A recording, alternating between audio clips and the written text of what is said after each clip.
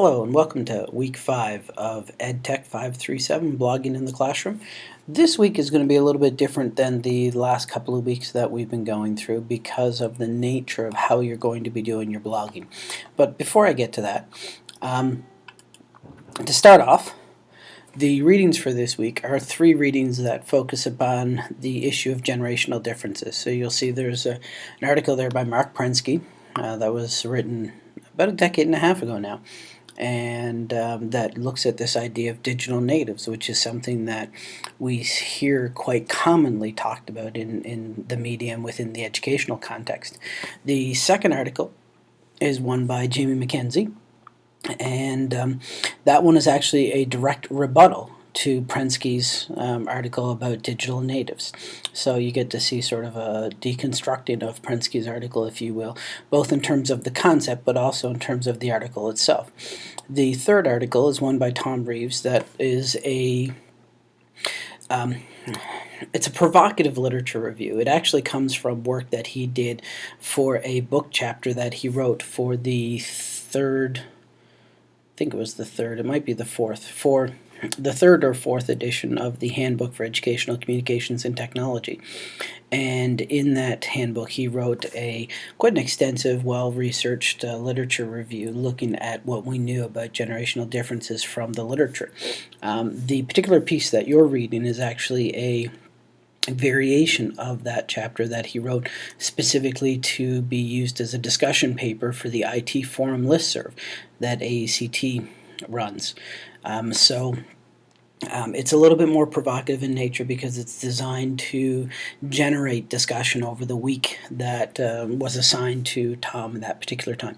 So there are 3 readings to give you sort of an overview of this notion of generational differences. Now, when it comes to your blogging this week, it's going to be a little bit different because up until now we've just been posting entries on our own blogs and then commenting on each other's blogs and interacting with the people that have been posting on your own blog. So this week it's going to be a little bit different because you're going to do some of that, but I want you to get a sense as to different ways in which you can go about blogging. So right now, as a class, I've required all of you to create your own blogs. Now that's one model in which you can go. So each student has their own blog. So another way in which you can do it is that there is a class blog that is run by the instructor, and the students basically just leave comments on that blog. A third model that you have is that there can be a class blog that both the teacher and all of the students are considered authors on, and that essentially everyone has the ability to post entries on it. So if you can think about your blog right now, if you can imagine there were 30 people that could post to your blog, that's kind of like a class blog.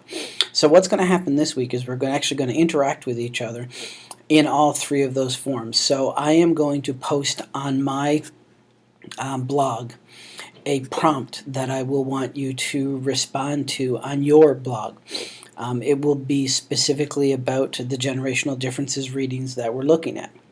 The second thing that I'm going to want you to do this week is I am going to post a second entry on my blog. It's going to deal with blogging in general and being a professional and blogging.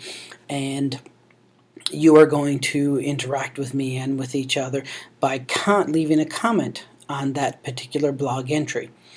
The third thing that we're going to do is within Blogger, I've actually set up a course blog that I've posted at the beginning of the semester that I'm going to ask you to join.